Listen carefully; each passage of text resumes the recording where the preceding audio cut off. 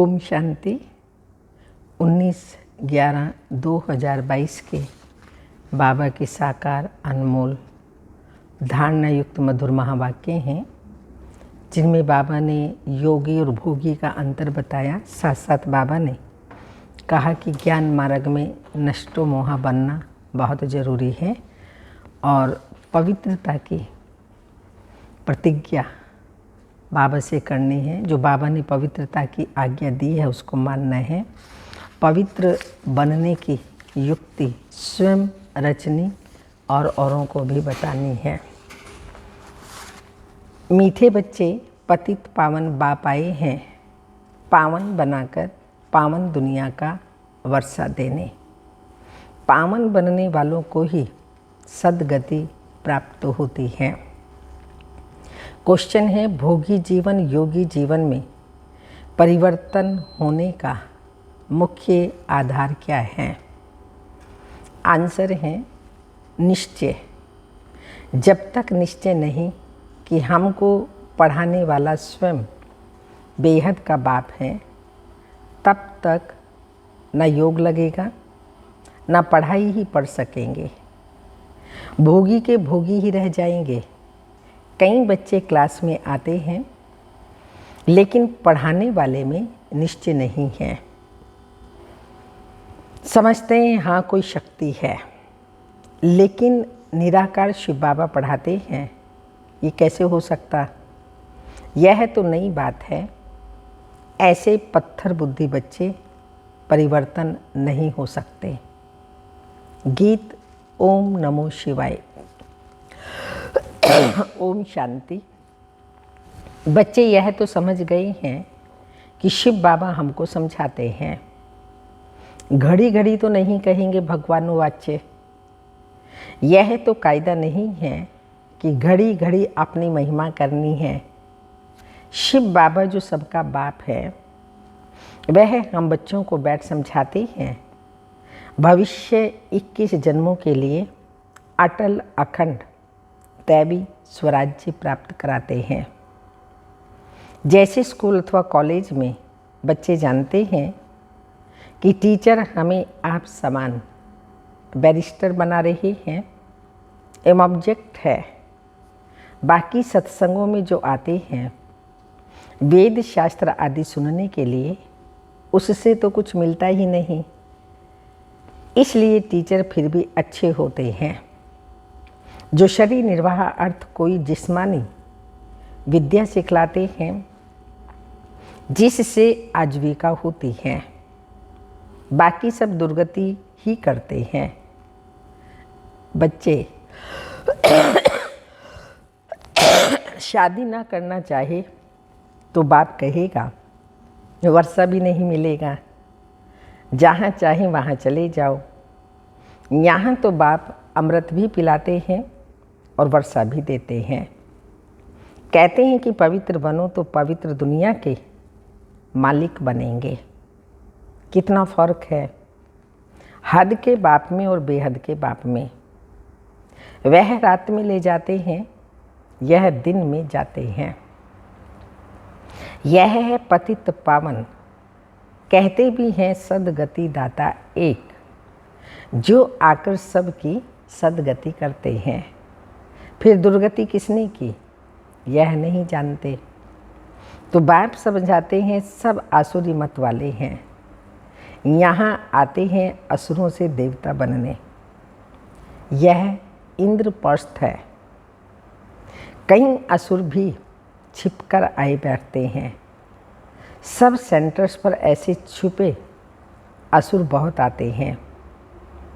फिर घर में जाकर विष पीते हैं। दो काम तो चल ना सके, वह पत्थर बुद्धि बन पड़ते हैं। बाप को पहचानते ही नहीं।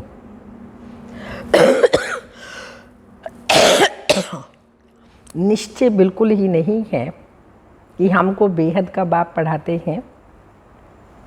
ऐसे ही आकर बैठ जाते हैं तो ना योग लगेगा ना पढ़ाई ही पढ़ सकते। सुन भी लेंगे लेकिन धारणा नहीं होगी। यहाँ पर मुख्य फाउंडेशन है पवित्रता।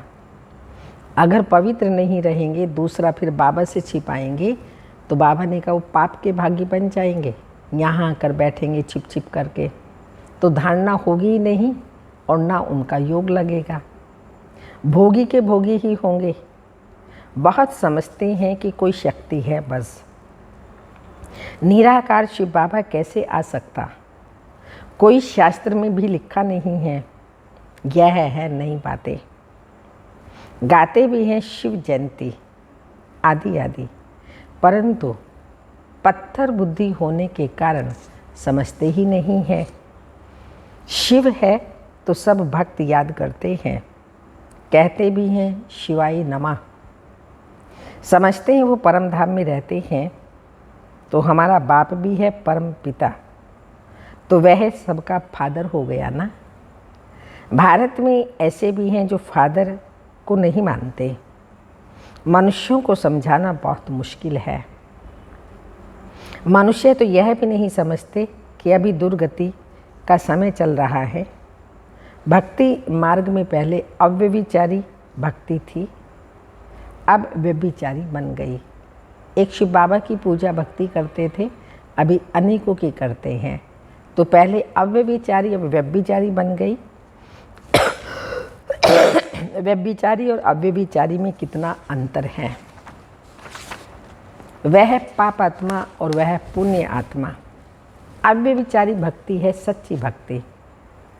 उस समय यानी द्वापर में मनुष्य सुखी भी रहते हैं, धन दौलत आदि सब रहता है। कलयुग में जास्ती दुर्गति को पाते हैं। जब व्यभिचारी भक्ति में आते हैं तब विकारी भी बहुत बनते जाते हैं। दिन प्रतिदिन विकार भी जोर भरते जाते हैं। पहले सतो प्रधान विकार थे, अभी तमो प्रधान विकार हैं। सब बिल्कुल तमो प्रधान हैं। घर घर में कितने झगड़े हैं। शिव बाबा बैठ बच्चों को समझाते हैं, श्री कृष्ण तो बाप नहीं ठहरा। कोई की भी बायोग्राफी को नहीं जानते। यह है पतित पावन। परम पिता परमात्मा को मानते हैं कि वह ज्ञान का सागर है। पानी का सागर थोड़ी पतित पावन नॉलेजफुल है। मनुष्य तो पानी के सागर से निकली हुई पानी की नदियों को पतित पावनी समझ लेते हैं।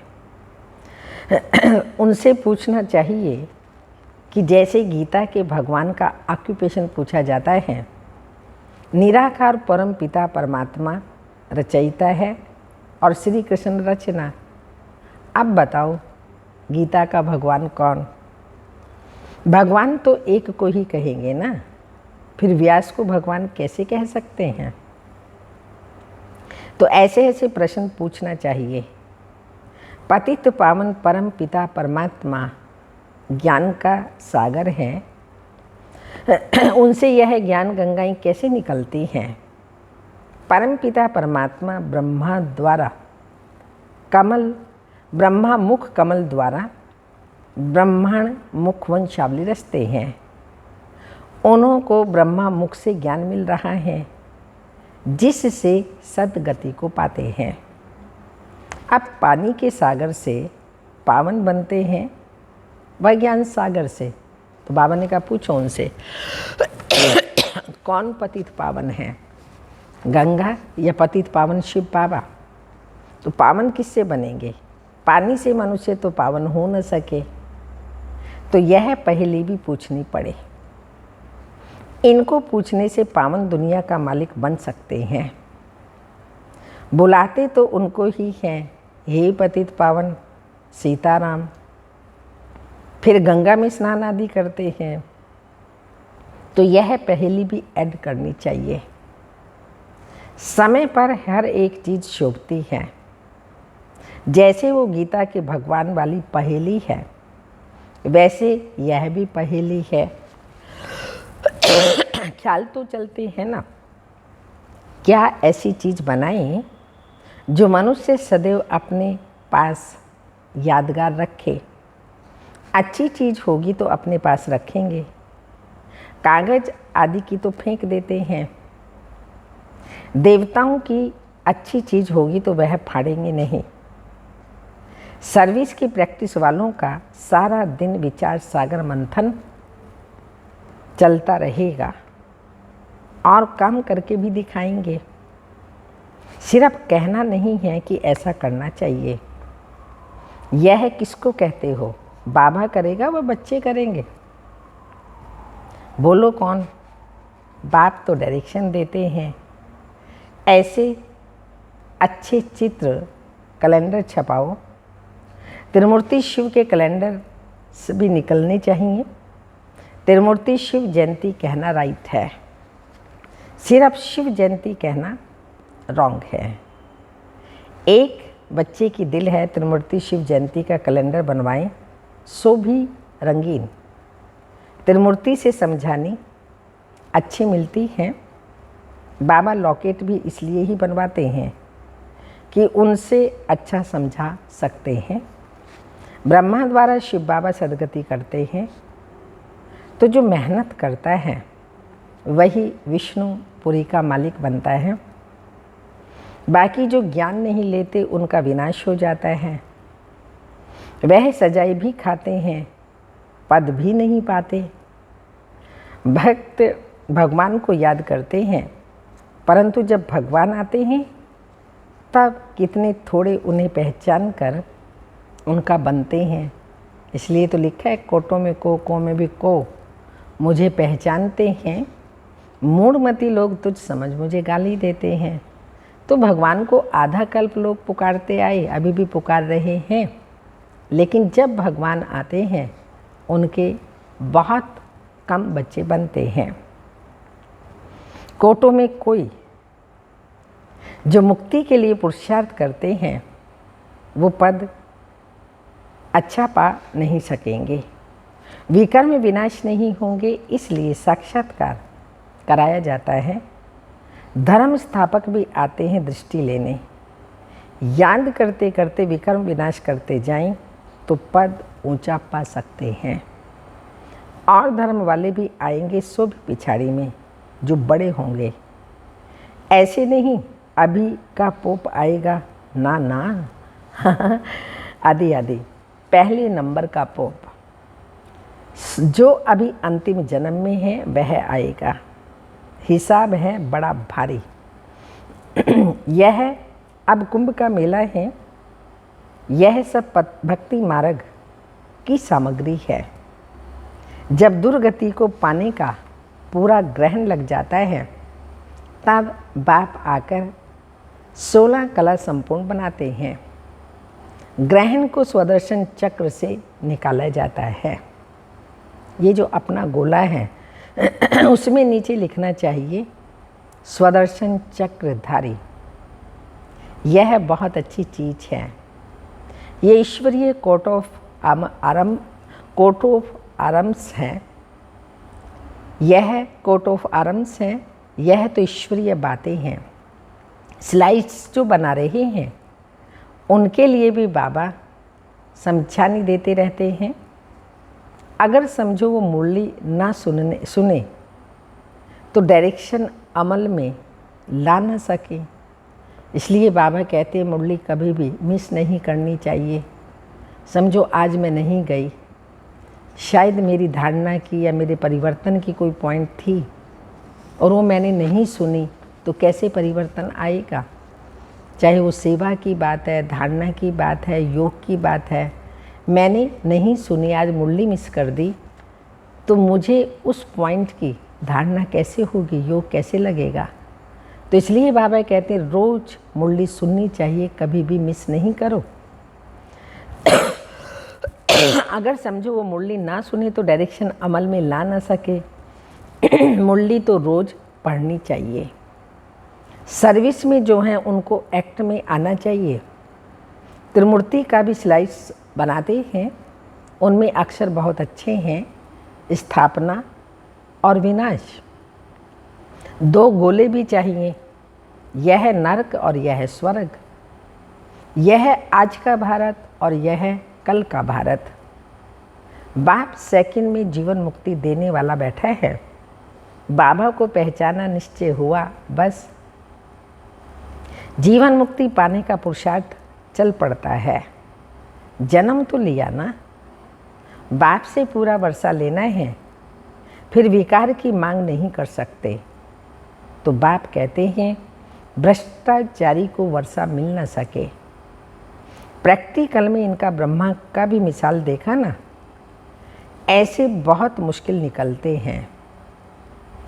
अपनी इज्जत आदि भी बहुत देखते हैं ना। क्रिएटर बाप हैं, सबको उनकी आज्ञा पर चलना है। तुम भी श्रीमत पर नहीं चलते तो पद भ्रष्ट हो जाता है। तो बाबा कहते हैं इस ज्ञान मार्ग में नष्टो मोहा अच्छा चाहिए। बाबा की आज्ञा मिली हुई है। जो बच्चे आज्ञाकारी नहीं हैं वह कपूत ठहरे। वो बच्चा बच्चा नहीं। पवित्रता की आज्ञा तो अच्छी है ना।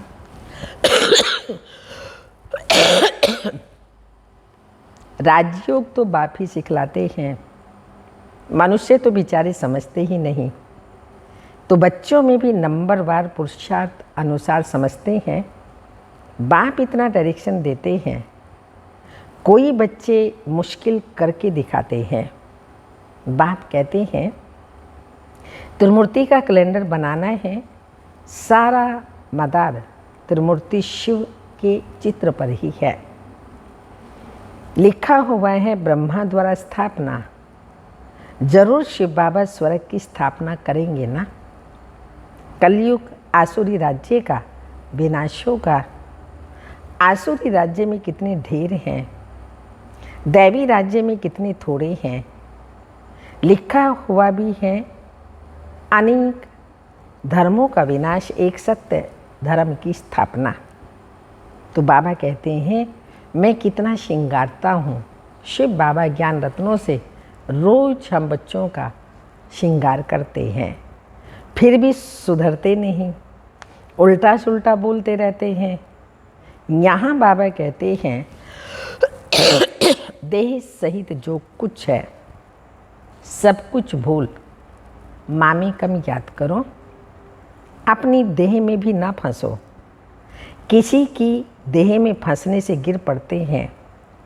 जैसे मम्मा की देह से प्यार था तो मम्मा के जाने के बाद कितने मर गए, क्योंकि नाम रूप में फंसे हुए थे। तो बाप कितना कहते हैं कि देह अभिमानी मत बनो, मामे कम याद करो।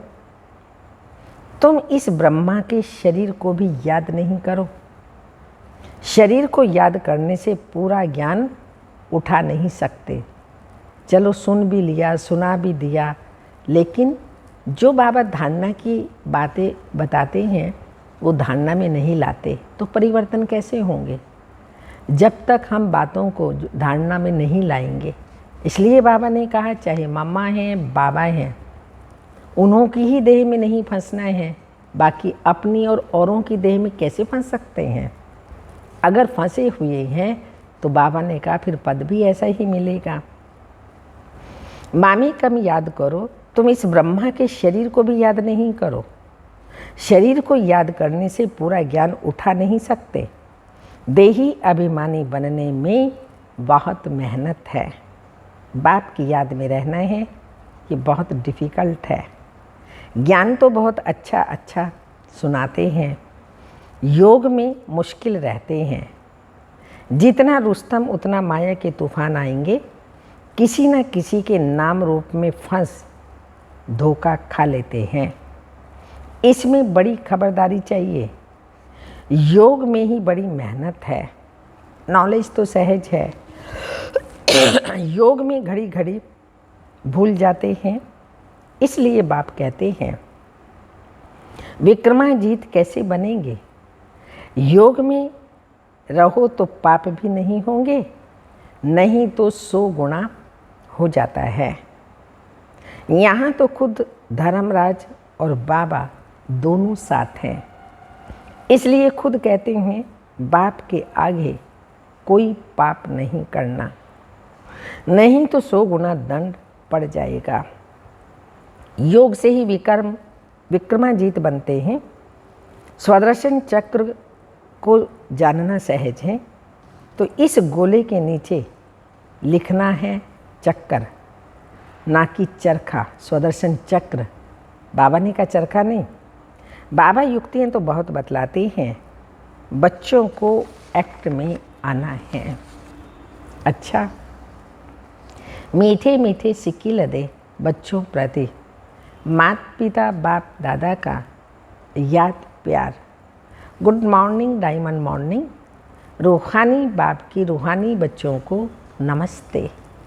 हम रूहानी बच्चों की रूहानी माता पिता बाप दादा को याद प्यार। Good morning diamond morning. Om नमस्ते।